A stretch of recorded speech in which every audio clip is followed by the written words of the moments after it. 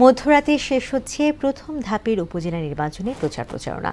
ভোটারদের মন জয়ে দাঁড়ে দাঁড়ে ঘুরছেন প্রার্থীরা।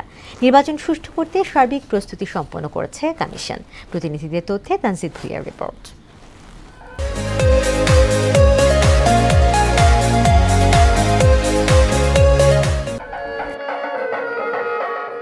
মৌলভীবাজার জেলার ৩ উপজেলায় জমে উঠেছে নির্বাচনী প্রচারণা। জেলার বড়লেখা, জুড়ি ও কোলাউড়া উপজেলার প্রার্থীরা দিনরাত প্রচারণা চালিয়ে যাচ্ছেন। জেলার ৩ উপজেলায় চেয়ারম্যান ১৫ জন, ভাইস চেয়ারম্যান ও মহিলা ভাইস চেয়ারম্যান ২১ জন সহ ৩৬ জন প্রার্থী প্রতিদ্বন্দ্বিতা করছেন।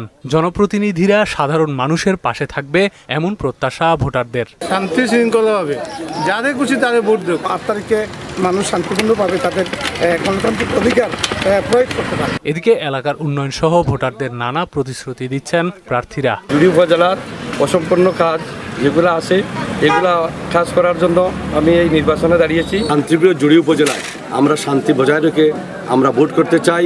ভোটাররা সুন্দরভাবে নির্বাচনে আসতে পারে এবং ভোট গণনা সুন্দরভাবে হয়। আমরা হাতে হাত মিলিয়ে এই বাংলাদেশকে সুন্দর করব। এদিকে ভোটারদের উপস্থিতির জন্য নির্বাচন কমিশন থেকে সচেতনতামূলক প্রচারণা সহ নানা ব্যবস্থা নেওয়া হয়েছে। জেলা প্রশাসন, পুলিশ প্রশাসন এবং নির্বাচন অফিস আমরা প্রস্তুত রয়েছি এবং জেলার সকল পর্যায়ের যারা কর্মকর্তা রয়েছে তাদের সার্বিক সহযোগিতায় উপজেলা নির্বাচনে যেন নির্বিঘ্নে ভোট দিতে পারেন সে ব্যবস্থা নেয়ার দাবি জানিয়েছেন সাধারণ ভোটাররা। এই ভয়ে যেমন ভোট দিতে পারি, পরিবেশ তো ভালো থাকে। সুষ্ঠু আমার ভোট আমি দেই।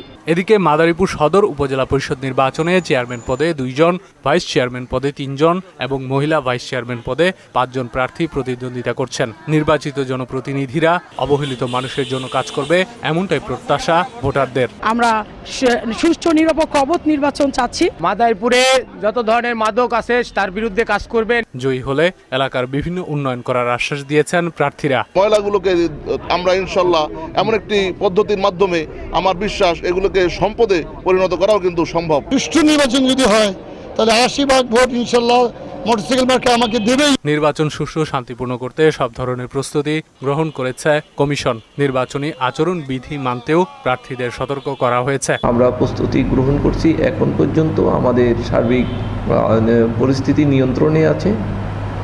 ভোট গ্রহণ কর্মকর্তা নিয়োগ কার্যক্রম চলমান আছে। এতে সাধারণ ভোটার তাদের ভোটাধিকার প্রয়োগ করতে পারবে বলেও জানান তিনি। তানজিদ ভুঁইয়া, মোহনা সংবাদ।